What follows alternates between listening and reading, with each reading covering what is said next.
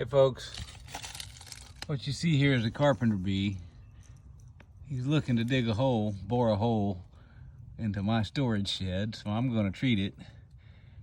Just want you to know that carpenter bees are treatable. They're fairly preventable, not 100%, but it involves treating the exterior of the home. It's something we do on a regular basis.